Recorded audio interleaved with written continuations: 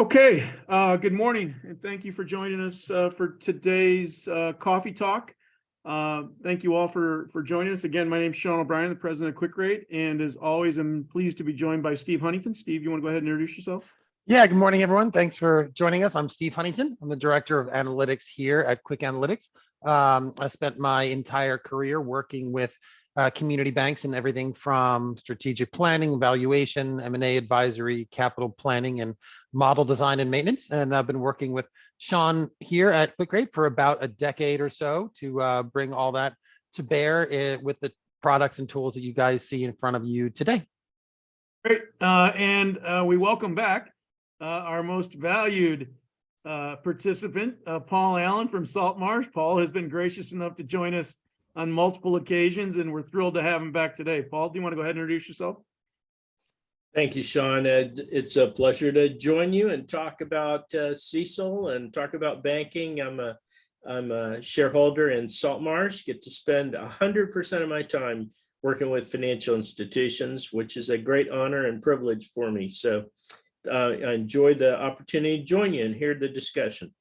Thank you so much, Paul. Thanks for being a friend, and thanks for joining in on these coffee talks. Just a reminder, I think we've all gotten pretty good about this. Q&A box and the chat features are the best opportunities or the best ways to submit questions. While we do have a few prepared, notes, we'll be monitoring those and working to get through all of those through today's presentation.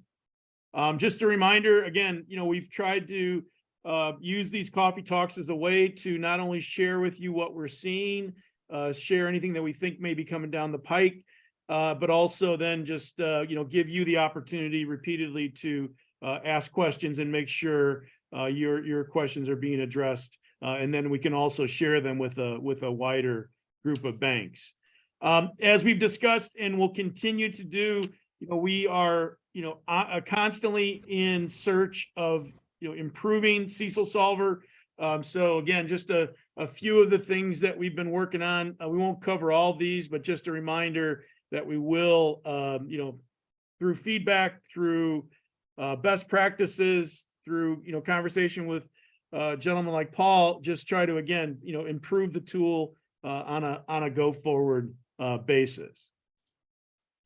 All right, so I'm gonna right here. We had last couple of quarter or months, we've been doing some polling questions. I'm going to go ahead and start those again. I think all of you have been gracious enough to answer those, but it does just give us kind of a sense of what's happening and maybe how things are evolving. So I'm going to go ahead and start the first polling question, which is: have your external auditors or regulatory examiners reviewed and made recommendations about your calculations? Again, since this is a 23 initiative, many of you may not see this till next year, but we are curious just to see what kind of interest or questions you might be receiving from third parties.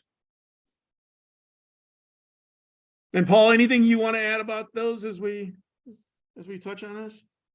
No, Sean, as you mentioned, technically, if you adopt it on 1/1/23, and your auditors are auditing 12/31/22, they're not necessarily auditing the CECL implementation. However, there's a footnote disclosure about the implementation of a subsequent or a recent accounting pronouncement. So they probably, looked over your shoulder and so forth. But some of your auditors may have actually done a review or the examiners may have done a review, and we're just curious if they've at least taken a look at it, and then if there were any consistent patterns of recommendations, like to hear about those.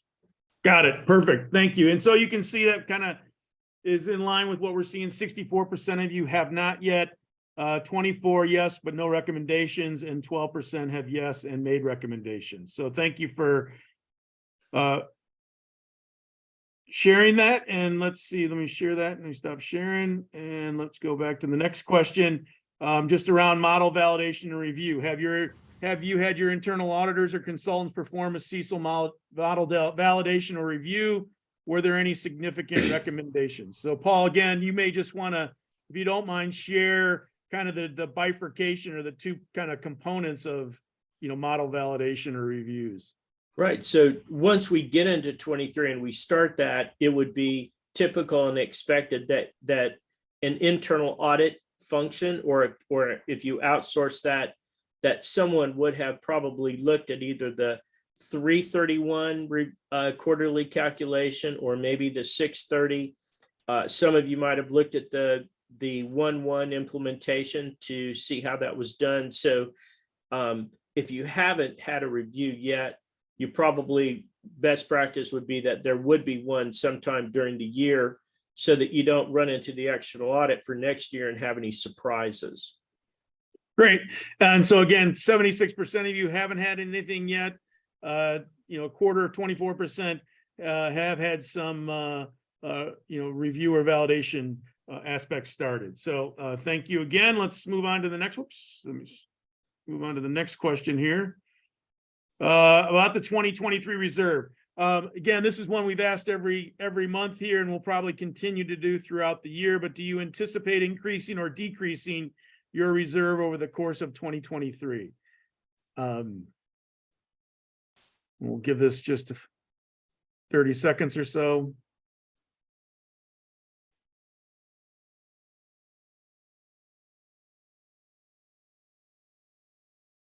I think these are kind of landing where we did last month.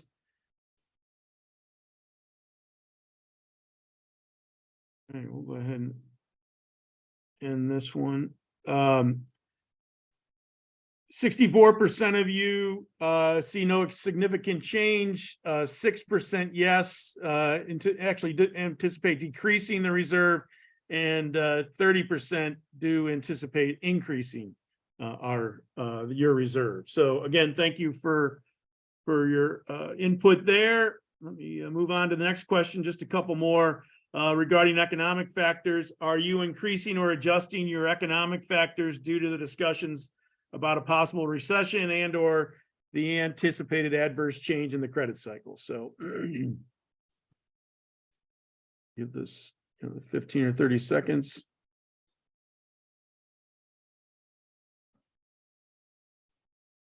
And then I see some questions have come in, and once these polling questions we complete them, then we'll jump to those questions before we move on through the rest of the presentation. Okay. 62% yes, 38% no. So again, thank you very much. Let me share those real quick so you can see those. And then our final question are around the unfunded commitments. How are you handling and monitoring the loss on unfunded loan commitments? The first answer is just using our template, using the call report numbers times a loss factor, unfunded per the call report times estimated funding percentage, a flat dollar amount, or no separate reserve established. So we'll just give this, this is an area that Paul's going to touch on a little bit. I think is certainly something we'll start to, will evolve over time as everyone becomes a little bit more familiar with the process, but just kind of take a quick temperature of where everybody is with this at this point. All right. We'll give this just another couple of seconds.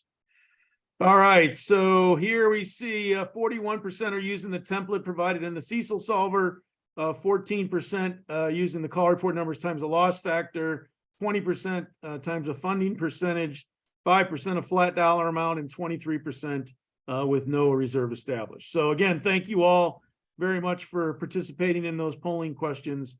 And we'll share those as we do with everything.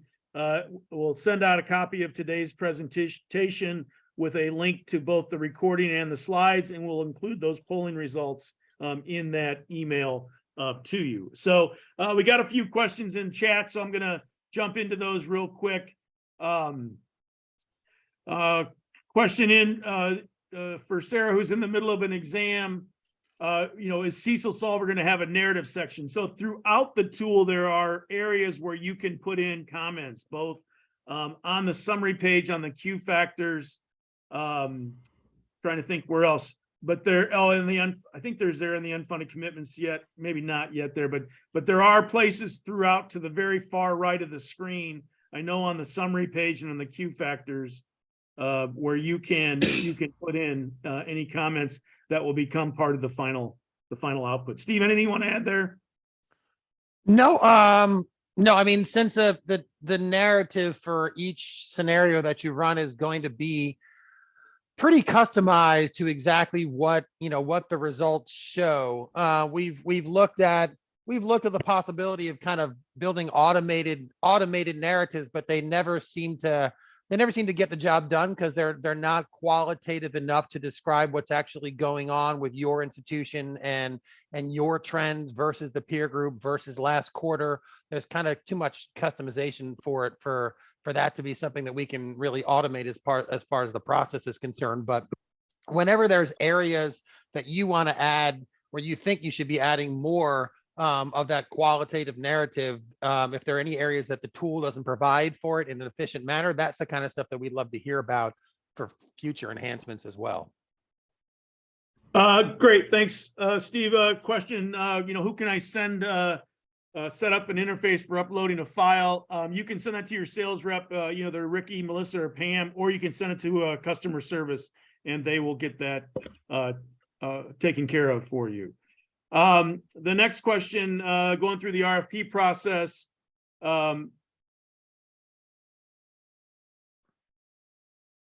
About, external auditors charging additional fees to validate a CECL tool. Paul, so we should hold off on these for we're going to be talking about validation in a little bit, both with our tool and with Paul separately. So yeah, all right. Maria, we'll come back to your question. I think we're trying to address that, through a tool Steve has built. So we'll touch on that as part of our some of the CECLSolver enhancements. Steve, do you want to touch here on anything, the screen?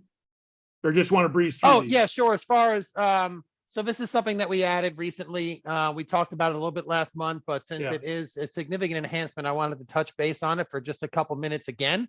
One assumption that we made when we first started designing our tool, and it's something we discussed a lot with both auditors as well as FASB and the FDIC, was we made an assumption that look back periods, the length or duration of your look back period would match your WARM or your remaining life, right? And that's done because typically it's a large assumption, but it's very subjective. The math is much easier that way. It's easier to comprehend and follow, and it's typically a good assumption to make. So we started off with the tool by doing that by default, but we've run into a lot of users who have kind of specific or very individual situations where maybe they don't have much of a history for their entire institution. If it's a de novo institution, if you don't have 10 years of history for your mortgage portfolio, despite having a longer duration there, or if you acquired another institution, just a couple years ago, and you want to have more flexibility in the historical data set that you're using in order to project losses going forward, right? So we've added in the ability to kind of break that default link between the length of a look back period and the length of your remaining maturity going forward, or your WARMs. So that's a new part of a tool. It's on the historical analysis. If you scroll down to the bottom, you'll see the aggregate losses over the look back period. That's the same calculation as it's always been, but now we allow you to say, hey, even though I've got a 6-year WARM, I only want to use 2 years worth of data. Then I'm going to have to do some extra math, right, in order to calculate a lifetime 6-year loss rate based upon 2 years of data.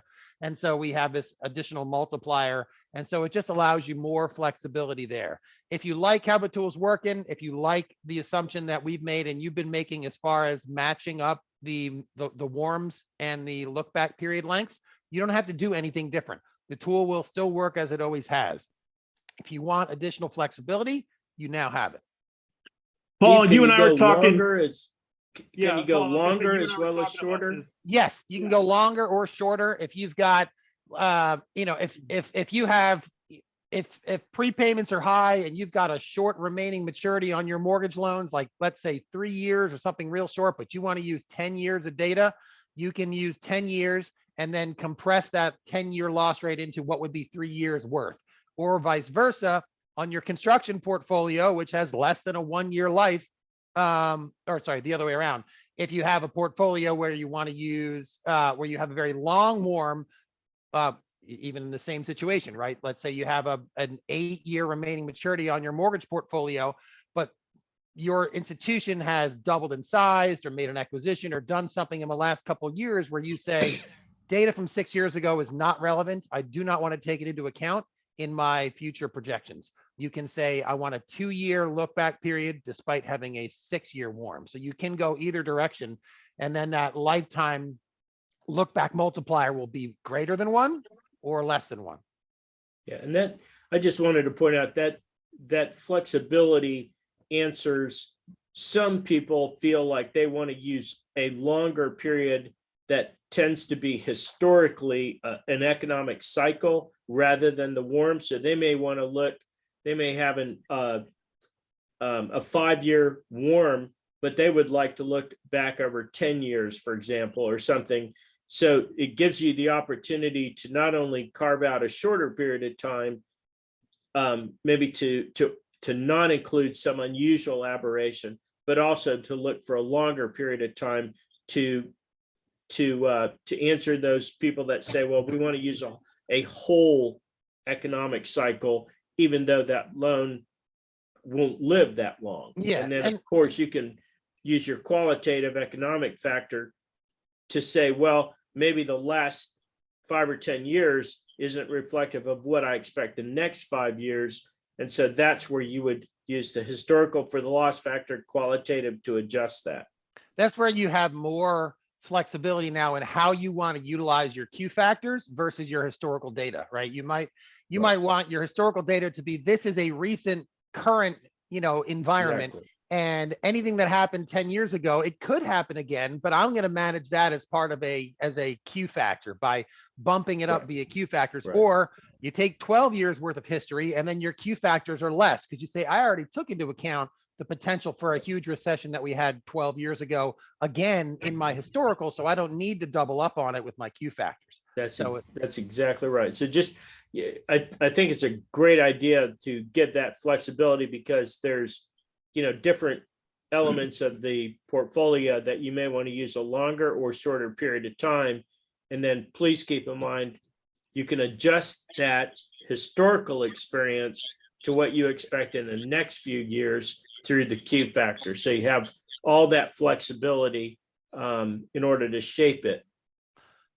I would just make sure that you recognize what path you're following, right? When you're doing your Yes. qualitative factors, make sure that you're not, quote, doubling up on losses Exactly from a cycle ago or missing it on both ends, right? That's exactly Yeah. right. Yeah. Exactly right. Great. All right. So next up, model validation and audit process. So I think this was where you're going to go, Steve, that Yeah, so real why don't you question came read from- the question? But before we go there, maybe Paul, I know you wanted to share just some things that your team has been seeing so far with CECL. Do you want to offer those now? Sure. We do a number of the what would be an internal audit, an outsourced internal audit review of the CECL process.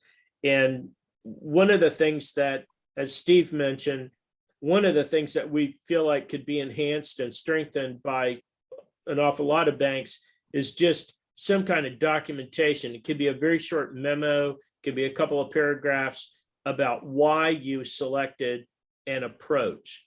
And so some of those things have to do with how you're looking at the qualitative economic factor. In other words, what are you trying to do with the look back period and the qualitative factor? The way you calculate the warm mathematically, there's quite a divergence in practice just when you get into the nuts and bolts. So encourage you to know how your warm calculation, in other words, the actual life and the loss calculation, are you taking all the losses over a long period of time, dividing by an average? Are you looking at every individual one? So how those work, make sure that there's clarity about that. And then for the HTM held to maturity, any available for sale other than temporary impairment memos, we're not seeing very much reserve for those at all. Probably zero is the common, but there's not much documentation of the thought process. So Sean and I were talking earlier, we historically have always felt, well, there's no credit loss on treasury securities, but we just went through the last few weeks a possible default on some of those, or a change in that credit exposure if the debt ceiling hadn't been moved. So you already, in your process for ALCO and looking at your bond accounting reports quarterly and on an annual basis, there's a requirement for a credit review of municipals. So you have that information within the bank. It would be very good to have maybe a very short memo on a quarterly basis that just again says, we've considered these things and we don't feel like there's any credit risk either in the held to maturity or other than temporary impairment for available for sale. So that's why we got to zero. So again, not asking for lots and lots and lots of documentation, but in the same vein of we talked about with narratives, a few sentences by key assumptions, a paragraph or two about why you don't feel like you need to do a lot more analysis of HTM securities, for example. Just a few comments, sentences, and so forth along the way, in addition to the tools, the worksheets and the model results are very, very helpful in helping you explain how your process worked. And I think external auditors and regulators are going to continue to ask for, tell me why you did this. What's your thought process? Thanks, Paul. And I think to Paul's point, we've tried to and will continue to try to, assist in this process. We do have the, within our WARM calculator, again, you can kind of follow along. You can see how we've actually calculated it using your data. Regarding the loss calculations under the resources tab, there is an example of how we calculate it. And now the additional tool that Steve has been working on and we're going to show today just talks about another way to potentially independently validate the numbers that are being used in CECLSolver. So, we're going to try to be responsive to what third parties are asking. But I'm going to let Steve touch on this enhancement we're working on now and hope to have out here by the time the second quarters come out. But I think, Maria, this can get to your question, because this is something that your auditor could use, or you could use to, again, do an independent validation of the tool, if you will. So Steve, do you want to touch on this? Yeah, so this has been an evolving process, obviously, as we've enhanced the tool and we've gotten more feedback from all sides, regulatory and accounting and internal from institutions working with our tool about the areas where they need to, or are being required to kind of show more detail about where exactly the historical data is coming from, and how we are processing that via calculations, via modeling and math to get to what is the math part of CECL, right? Which is taking all of our call report data, all of the quarterly call report data, which of course for income statement data is all in a year-to-date format, which is not particularly helpful for these purposes, and putting it, organizing it in a way so that you can calculate lifetime loss rates over dynamic historical intervals, right? And so the first step in that was we have the ability to do kind of a data dump export that which is already part of a tool right now, where in the export functions you can go down to the bottom of that pop-up box and there's a full complete export. That Excel export right there is not a kind of a smart formulaic model type export. It's just all of the raw call report data that you would need in a formatted manner in order to validate the tool that we have.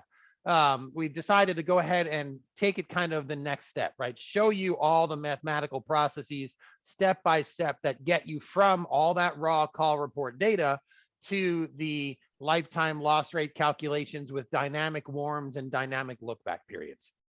That was a run-on sentence, I believe. But so what you see here is a screenshot of that. Sean, you want to just talk to the screenshots, or I have it in Excel. I'm happy to pull up Excel for a minute if we want to poke at it. Yeah, that's fine.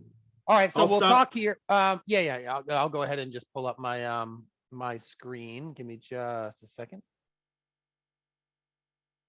Okay. You know, again, just the questions we've been getting from you about, you know, people, you're either an auditor asking for, you know, some type of validation. And as Paul has touched on before in these calls, there's really two pieces of it, right? There's the one where we give as a tool provider our SOC one, but then the bank itself is supposed to do a validation as well internally. And so the options that many of you are faced with is to either try to replicate something on your own or hire, you know, a third party as or perhaps your external auditor to do that. And I know some of you, and in Maria's question, you know, the cost of those can be pretty extensive. And so this was our attempt to try to, you know, bridge those processes. Either you could do it or somebody else could, you know, potentially utilize the tool to validate it. Yeah. So.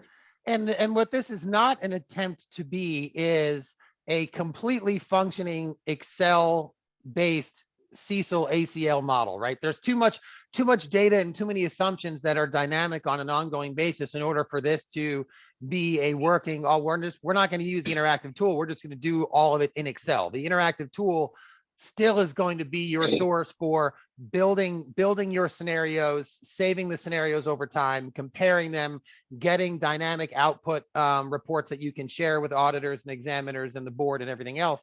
But just for kind of the math part of it, everyone who is using our tool has access to our QwickAnalytics platform, which includes what we call the Excel add-in. The Excel add-in is a way for you to get data from our database and pull it directly into an Excel environment without having to go use the pre-formatted kind of interactive pages that we have. So the first version of this tool is using our Excel add-in. And the way it will work is you'll simply open up this file, refresh this add-in tool, and what will happen is all of your raw call report data that is used in the tool will show up dynamically right here in Excel. So this is an example of a bank here in North Carolina.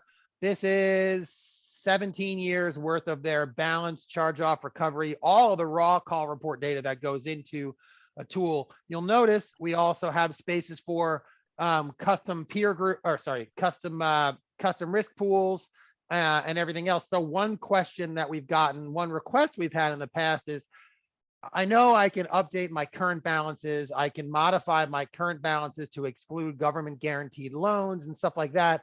But what if I have a custom risk pool that I want to go back in time and I want to pull loan balances out of my call report balances to kind of build an entire historical timeline for a custom risk pool, right? Or we did an acquisition and we want to pull the entire historical data set for an acquired institution that we might have to account for differently on an ongoing basis from an ACL, from a CECL standpoint. This tool will provide all that additional flexibility of modifying, adjusting historical balances and charge-offs and recoveries at the segment level. And once you have that data the way you want it, there'll be some intermediate steps because, as you know, call reports don't have net charge-offs and net charge-off ratios. They just have charge-offs and recoveries on a year-to-date basis. So there's some extra steps. But then the formatted sheet, this is designed to look and function identically to your interactive tool, meaning you type in a different WARM, everything updates instantaneously. You change a look back period in exactly the same way you would using the tool, and this all updates. So let's see if we can break it. Let's say I want to use a 9-year WARM on my mortgages. That's it, it's done. This just recalculated the average balance of the mortgage portfolio over that 9-year period. This is now a 9-year look back period. If I wanted to modify this to only use a 3-year look back period, despite having a 9-year WARM, I can do that and it'll update this. And we can take a look at our gross charge-offs over time, just like we can in the interactive tool and recoveries. But obviously where the rubber hits the road is really the net charge-offs and these aggregate loss rates over look back periods and multiple lifetime look back multipliers. And I don't know why this is. Oh, you know what? I think what happened. Oh, that's not what I wanted to do. I think these guys got hidden. That's better. The look back multipliers and then the aggregate lifetime loss rate. So fully functional, dynamic, Excel-based historical tool so that you can modify and adjust any historical data that you want to at any point in time. B, audit from, this is my lifetime historical loss rate of 14%. That seems a little high. Where is that coming from? Well, it's coming from using a 15-year look back period, which is obviously not something you'd want for a construction portfolio, but a 15-year look back period. Here are the annual loss rates summarized as they would be in the interactive tool, but all the calculations that go into the lifetime loss rate are coming directly from all this data. So you can audit backwards and forwards as far as you want to really be able to completely validate all, not only the raw data, but all the calculations that the tool uses to get to what that major part is. Once you have your historical lifetime loss rate calculations by segment, almost everything else in CECL is subjective, right? It's your qualitative factors. How am I subjectively adjusting this historical experience for what I expect moving forward? That's a different part of the process. It's much less math-based and much more just assumption-based. So really the guts of the tool from an auditing standpoint is all handled right here in the tool interactively, and now in a more flexible environment in Excel. Keep in mind, yes. If you change something in here, does it change your model?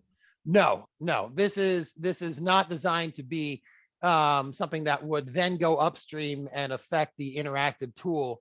From a programmatic standpoint, that would be really problematic, because then we would have, if a user corrupted this file. I don't want it to. I just wanted to confirm that it doesn't. Yeah, there's lots of reasons why we want to keep them. The user can actually do some pro formas here without worrying about changing the actual model. Exactly. And once you get to, let's say you've done a lot of custom work in here and you have these updated historical lifetime loss rates with a bunch of custom risk pools and everything else, you take these values and then you go to the interactive tool and just override your historical lifetime loss rate with these values. And then you move on with the Q factors and everything else in the tool. So it allows you to fully audit the math part of a tool, as well as fully customize even historical stuff, and then kind of bring it back into the tool. Yeah, Sean, can I make just a couple of comments on the model validation? First of all, we keep using the word independent. Important to make sure we know what that means. It means that the person that's validating this is A, not the model vendor, and B, not the person running the model at the bank. So sometimes that forces you to go to a third party, because there's nobody else in the bank that has the time and ability to get in and understand the model other than the person running the model. So independent means it's outside of the person either creating the model or running the model. Secondly, when we talk about validation, like how Steve showed that here I can pull something and show all the call report information. Well, part of the validation would be that an external independent validator would actually pick some of those dates and actually go pull the call report and make sure that, I mean, how do we know that that is really the call report information? So on a sample basis, they would go back and say, that's very easy to see it, so I can test it. I could go to those call report dates, check that line, and say, yep, that was the number on the call report that's filed. So, so independence is often a problem with community bank, because you don't have anybody that has the ability, the knowledge and understanding to do it, that isn't actually day-to-day running it or involved. And then we're always testing the inputs. So we're going back to, what's the source of the information? Is it really that, is that number, is that your number, or is someone else's? And then, as Steve mentioned, there's a lot of stuff that's assumptions. So the validation is looking and saying, is that assumption reasonable for the risk and size and profile of the bank? Is it approved within whatever corporate governance that you approve assumptions? And then is that the assumption that's actually used in the model? So they're tracing those pieces in. And then the last piece is whatever the results are they going to the correct person or party, your audit committee or your risk committee or whatever. So they're, this tool here really helps the person doing the validation to have an easy way to test the raw data, because that's the raw input going in. There's still work to be done to make sure that the assumptions are reasonable or not, and corporate governance is in place. But this is a huge help to make sure that whoever's doing that validation has a really easy way to find that data and test it. Great. That's really helpful, Paul. And again, that's our goal. There's a lot here. Once it is complete, we will probably focus an entire webinar just on the tool, and maybe see if Paul wants to join just to kind of, we'll talk more about this, Sure. How a bank can use it. But we recognize that this is something that, as Paul touched on, right? You some of you ultimately, honestly, may never be asked for, but increasingly, model validation is something that many of you are going to be asked about. And so again, there's only so much we can do. As Paul said, we can't, beyond our SOC, we can't independently, then again, validate it for you. So what we're trying to do is build, again, this tool as a way to expedite or just at least, kind of mitigate, your need to build something on your own. So, we hope this kind of accelerates the process, for many of you who are being asked to do this at the. Yeah, this definitely will keep the cost of that. And just, by the way, there's already existent regulatory guidance about model validation, because we use models throughout the bank. And so generally speaking, you should validate the model at the inception of the use of the model. And then at any time the model significantly changes, in other words, the operation way that the model, and then on a periodic basis, based on your risk and risk profile and the size of the bank, typically people validate models, perhaps every other year. Certainly with you implementing this year, you're going to sort of be expected to do one probably within the 12 months of implementation to make sure that it's working as you expect it to. But then periodically you would do that. Again, I don't know that there's any guidance that says you have to validate the model every year, but you certainly would at implementation, again, at any significant change in the way the model operates, and then periodically just to make sure that the model continues to operate in the way you expect it to. But I encourage folks to look, there's existent regulatory guidance on model validation, which isn't just for CECL, it's for all models that are used in the institution. That's fantastic. Thanks, Paul. So there were a couple of questions about the frequency. So Brett, I hope that answers your question. There was another question, will the presentation be available? And yes, again, we'll send out that a copy to the recording and all the slides probably on Monday or Tuesday once we got, which will include the polling results as well. All right. I wanted to point out just, the external auditors and internal auditors, if the bank does a model validation that can be provided to the external auditors, they can review that, and to the extent they're comfortable with it, rely on it, and don't have to validate it. They have to do some testing in it. So if you don't have an internal review done, your external auditors are obviously going to have to do more work because they don't have any reliance on that. So, you might consider using your own internal audit resources, or if you outsource internal audit, looking at that. So far for most of the community banks, that review that we do on an outsourced internal audit basis is probably 24 to 40 hours. And you can use, you can look at what your hourly rate by your internal rate or your outsource rate and get a feel for that. And I would expect the external auditors, CECL implementation is a big part of what happened during the year at the bank. So they're obviously going to allocate some time to that, whether they can shift some time from some other area that hasn't changed to this, or if there's a little bit extra cost for that. But again, sometimes it's more cost efficient to use an internal audit source rather than have the external auditors do all the work. So sometimes sometimes it's prudent. Regulators expect management to do something, not to rely on the external auditors. So I would encourage you from a corporate governance point of view that somewhere management owns or takes responsibility for making sure that there's a validation process going on. And I just wanted helpful. one last note before we get off this topic and move along. I thought of it, as Paul, as you were discussing, kind of the steps that they might take in kind of choosing a couple specific segments or a couple specific numbers, making sure that they see that exact number in a filed call report, and then it's all the processors, right? Everything, all the computations you do with that number. That's why this tool is designed for that exact process.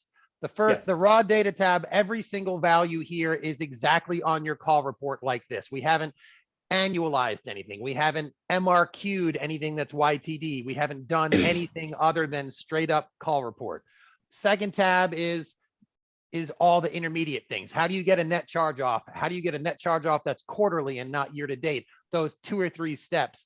And then finally, this is what you see on the interactive tool that matches perfectly, and it will match perfectly. You should be able to use your interactive tool, create a scenario, and then download this, type in your warms, so 12 values there, type in your look back periods if you've modified any of them, and then every single value on here should be a perfect match to the interactive tool, so that you can have a comfort with all the computations. So it's designed to hit all those steps in that order. But of course, when a provider is providing something in an Excel environment, Excel is an open environment. There's always risk there. There's always ways. I found more ways to break Excel than probably anybody on the call over my career. But if we don't provide any flexibility in the Excel tool, it's going to be too limited, right? I can lock this whole thing down and it won't give you the benefit that we think that you need from it, right? The ability to change the warms, add custom risk pools, and then use that information on the interactive tool. So it's going to be a little more flexible, a little bit less locked down than some other kind of hardwired ones you might get from another vendor, where whenever you type in anything, it says you can't do that.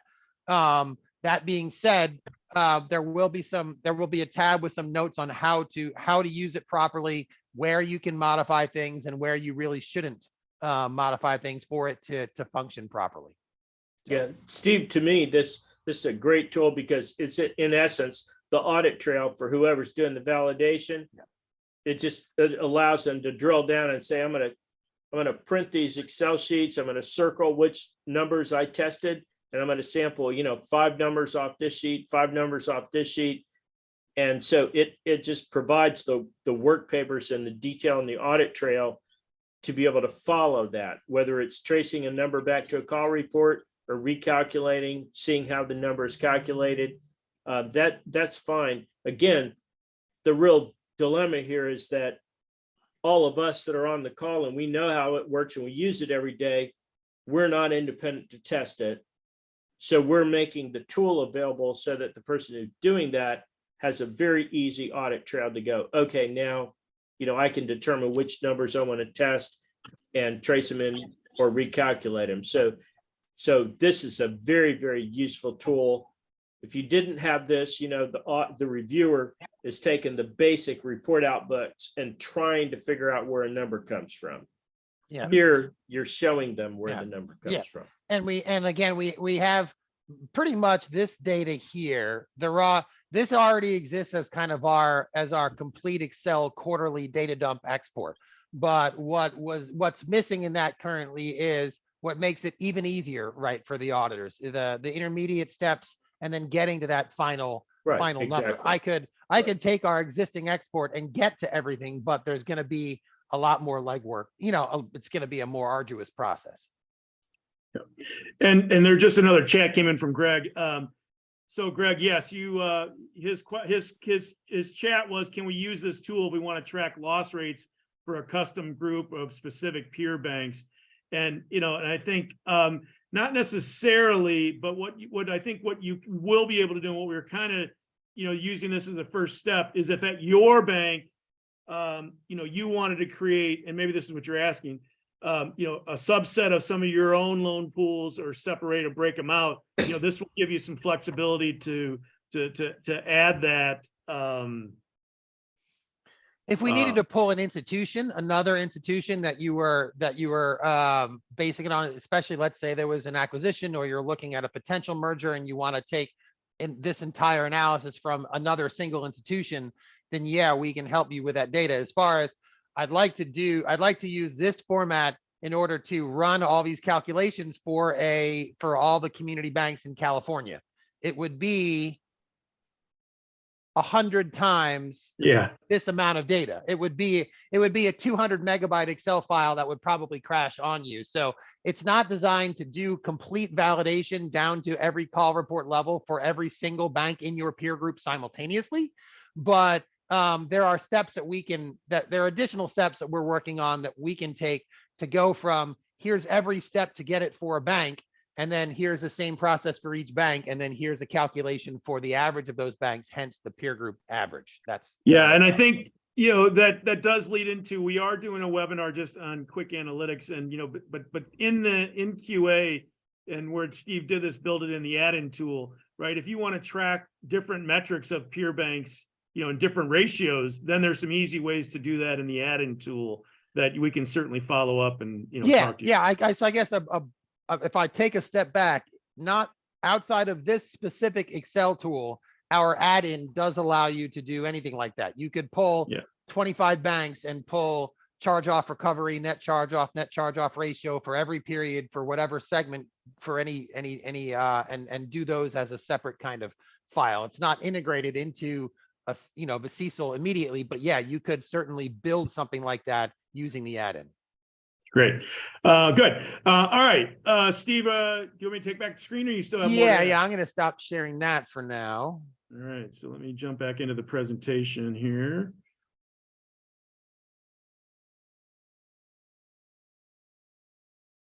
All right. So hopefully everybody can see my screen again. All right. So these are just, again, all part of Steve's presentation. I just wanted to share a few things. I was recently at an FMS conference. The OCC was on a regulator panel. Jeff Year from the OCC has been, I think, a very strong advocate, for how community banks have dealt with CECL. So these were from his presentation. So I just wanted to share them with you because to me, if they were important for him to share in his comments, I wanted to share those with you. One of the things that he touched on was just, again, kind of the difference between the 2020 adopters and the 2023 adopters. He made the point that in 2020, obviously, the early adopters, for a couple of reasons. One, they had a longer potential transition period, but also just where things were, that they, kind of forward-looking, increased their reserve much more than the 2023 adopters did.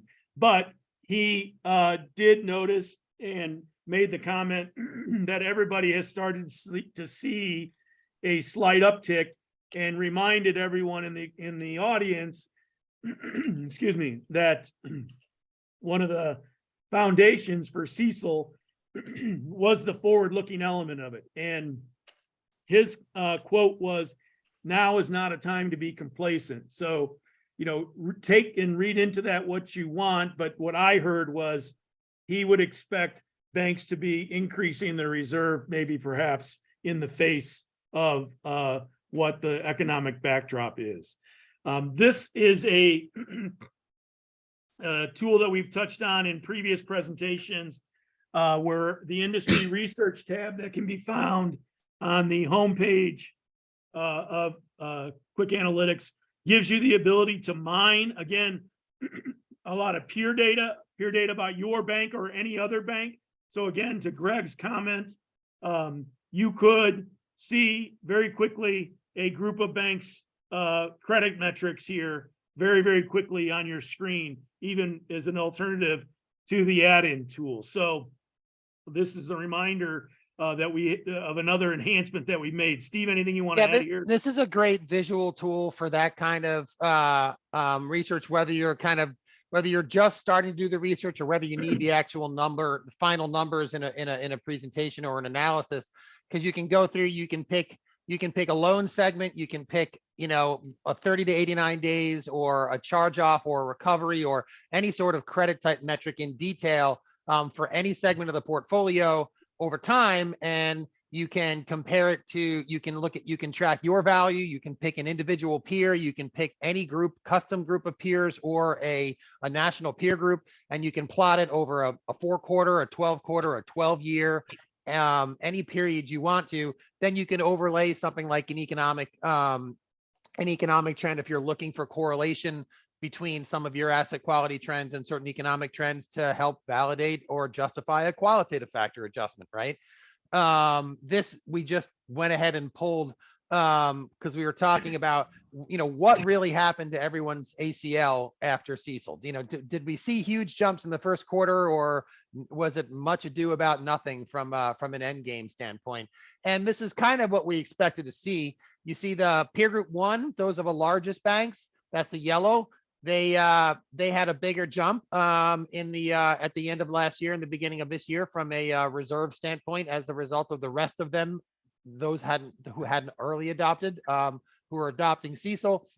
But for even large community banks, they're the red ones, UBPR peer group 3, they're like, $1 to $5 billion kind of large community banks. They saw a little bit more of a jump. But, your typical peer group 5, which is 1,200 banks, right? A quarter of the community banks in the country saw a 5 basis point increase in reserve in the first quarter, 95% of which was when they adopted CECL. So we saw bigger banks having more impacts, typical community banks having very little impact.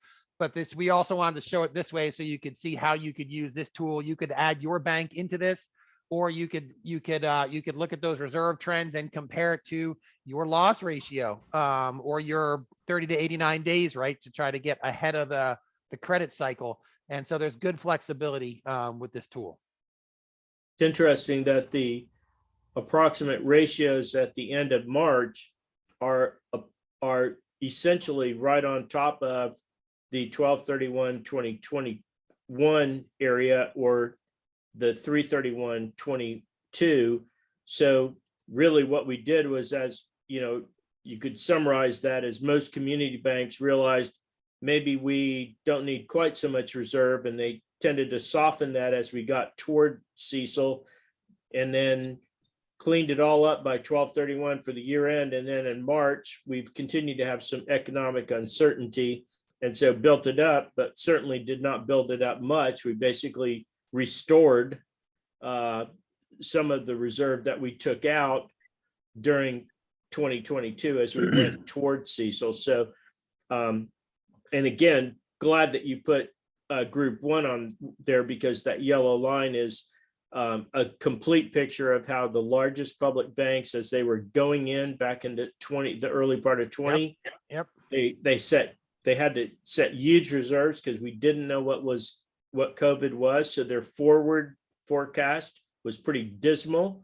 As we worked through COVID and that settled and we got back to normal, they released a lot of those reserves. We actually, had a credit in the provision for the large public banks for most of 21. And as they went through, then they've started to take a big hike, and the largest public banks, that big hike is really dealing with supply chain issues on very large CRE and ACL, acquisition and development loans, as well as those large banks tend to have automotive and credit card loans that a lot of community banks don't. So, that's kind of a picture of the large banks, very, very rational if you think about it, and very rational that the community banks as a group really didn't participate in a lot of that. So their reserve levels were very, very stable. which is in line with the fact that we've had a bull credit market, right? We've had very little charge-offs or non-accruals over that period of time during 2020. So didn't have a real reason or a driver of putting reserves on the books. But Sean, this is such a different picture than we expected when CECL was initially proposed. You remember we all expected the industry to be at a 2% or above allowance for loan loss or ACL, and certainly the bull credit market has adjusted that down significantly. In addition to the anticipation of CECL, right? There's the psychological component of we know we're going to get pressure to bump up our reserves at the beginning of CECL, and we know where we want them to be in the long run. And so that leads people to try to, if we can tamp them down a little bit a year before, so we can show them that bump that they're all going to want to see in the first quarter and still end up where we think we should be in the long run. There's a lot of different elements at play. Steve, that's wrong. We don't as accounting folks, we do not cook the books that way at all. The numbers are what they are. So there's no, no human element. I think if you go back in 21 and, we kept reserves higher than would have been justified really by the credit metrics. Yeah. And we started to release those as we went into 22. And then, we kept them essentially flat from the end of last year. I mean, there's a little bit of a bump up there, but I mean, there's been a little bit of a worsening of credit metrics, to be honest, during the first quarter. So it's very, very understandable. And I would adhere to Jeff's comments. We all know the credit cycle has turned. We just haven't seen it in the numbers yet. And we know that there's a lot of uncertainty out there. So, it is a time to be to pay attention. Yeah, because that was really his takeaway, is not to be complacent to that point, right? And I think the very crystal clear point he was trying to make was CECL is supposed to be forward-looking, not reactionary like the incurred loss model. And so I think what he was intimating was, to the banks, don't be reactionary, right? You should be ahead of this, right? Your reserve should be increasing before you have the loss, if you do have any losses, not after the fact. And so I think that's a little bit of reading between the lines. Just a reminder too, on this page, all these credit metrics match what are in the CECL tool. And so again, we just think it's a great resource to not only use for your bank, but any other bank. And then, like I said, there's also additional performance metrics. So I'd encourage you to look at the industry research tab on the homepage of QwickAnalytics. And I think it brings up a really interesting point that we've talked about, is it suggests that in a CECL world, just because you had a large loss does not mean you should be necessarily increasing your reserve as a result of it at all. If you have a large loss and it was something that was anticipated, it was part of your qualitative factor adjustments because you anticipated having some issues there, and then you experience that loss, it now shifts from your Q factors to part of your historical experience, but it gets removed from the Q factors because you've already had the experience, unless you anticipated continuing moving forward. So one single loss by itself, while it should have hypothetically, theoretically had more of an impact using the old methodology, should not necessarily trigger a huge increase in your reserve under CECL as a result of it, as long as it was anticipated and now historically, experienced. Yeah. Paul, we're getting close up on an hour. So I know you had a few comments that you wanted to share. I want to make sure we address those. Well, I did see a question come in about unallocated, and that's the continued conversation. Unallocated reserves were not allowed under the incurred method, and they're theoretically not allowed under CECL. However, many banks have some portion of unallocated, and the question becomes, is it material or not? So many people will have their required reserve and their GL reserve. And if the GL is slightly higher, not material, that's okay to carry as long as you and your external auditors can can have an agreement that that's not material. But there was a lot of discussion that under CECL will eliminate unallocated reserves, and that's just not as a practical expedient. People don't calculate down to the penny their reserve calculation. They often use rounded numbers. It may round to thousands. And so there may be a slight difference between the GL amount and your required reserve. And again, that's okay as long as it's not materially misstating the financial statements. And I think there's a difference.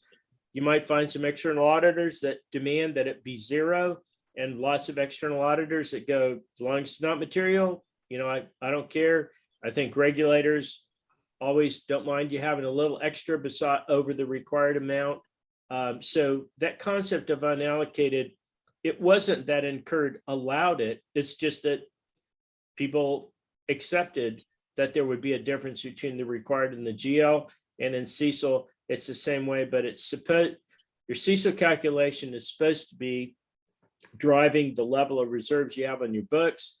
And so, as long as it's close, not materially different, that's okay. The other thing I wanted to just point out that, Sean, we do see some banks that they calculate their qualitative factors, including the economic forecast, and they use the same assumption for all types of loans.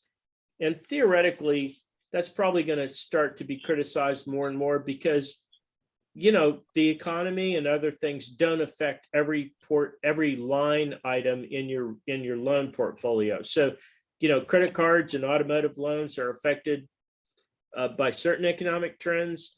CRE is affected by different ones. So I would encourage you to, be thoughtful and intentional about the qualitative factors by type of loan in the loan portfolio, and perhaps not just calculate them for one thing and then use them all the same for all the loans. So I mean, it's not patently wrong. You might have a reason to use the same ones, but it implies that you're not kind of being thoughtful or intentional about noticing the difference in the risk profile by component in your loan portfolio.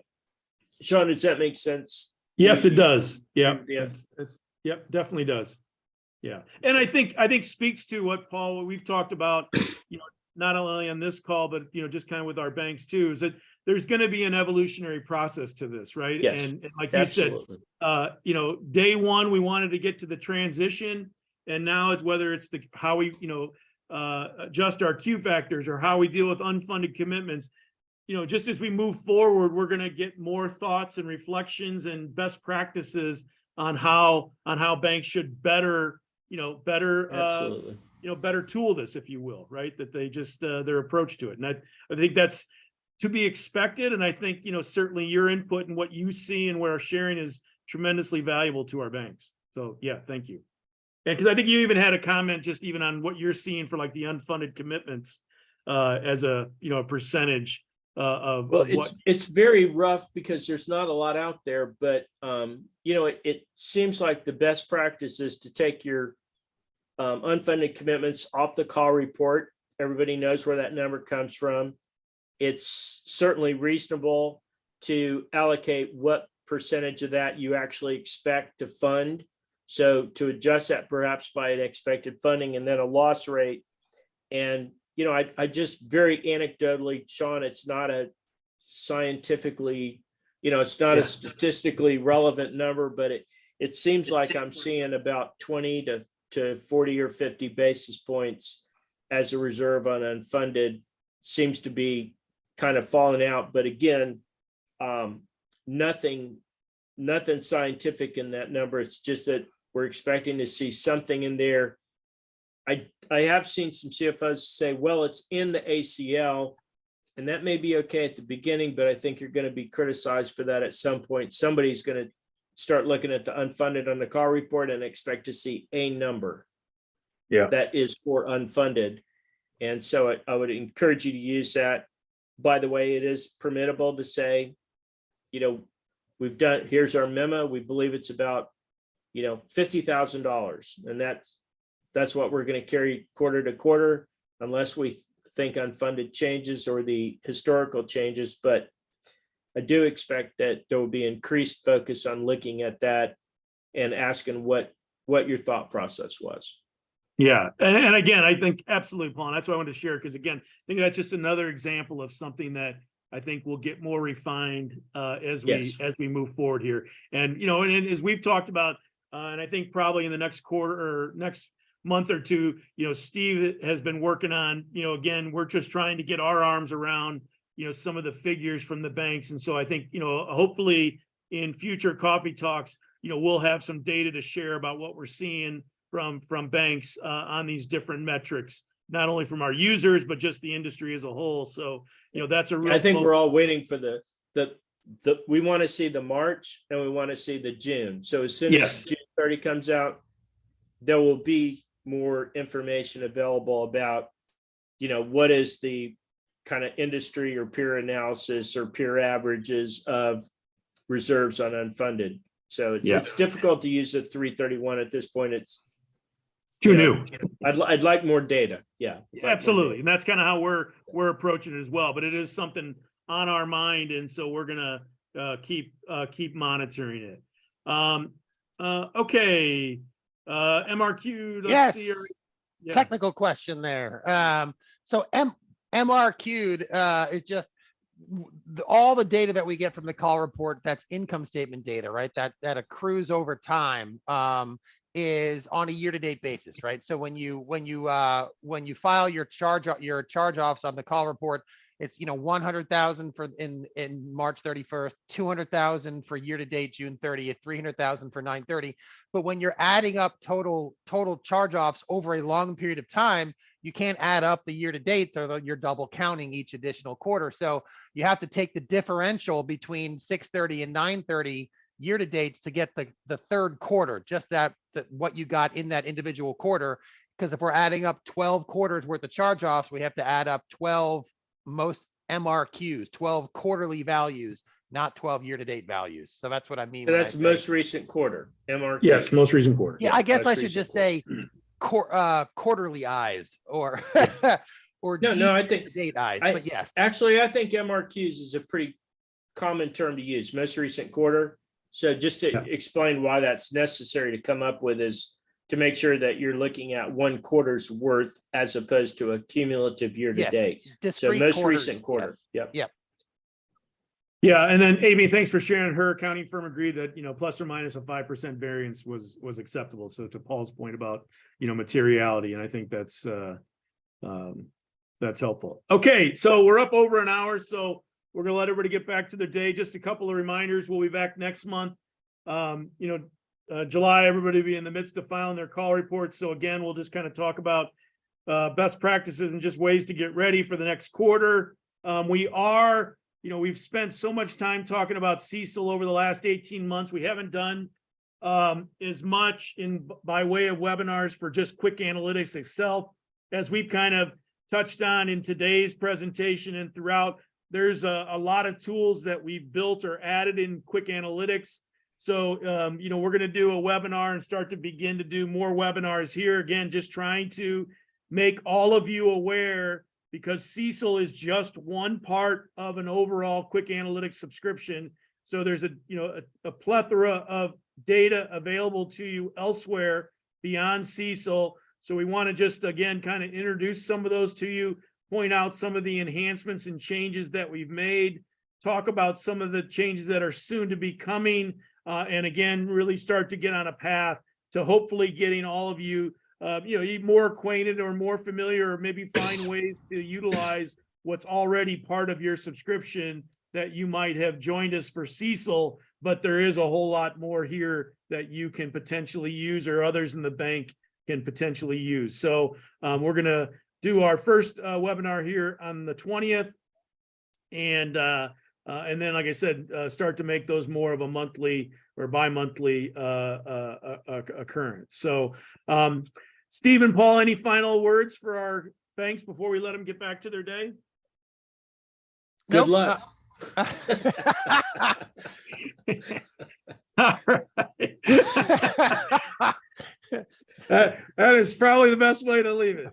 Yeah. Well, on behalf of Paul and Steve, thanks to all of you again for joining us. We hope this was helpful. We will send out again a email likely on Monday or Tuesday with a copy of the presentation, a link to the recording, the survey results.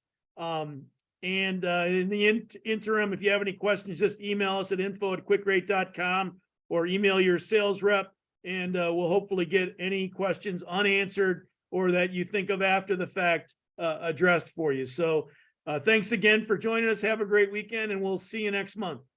See you, everybody. Thanks, everybody. Thanks.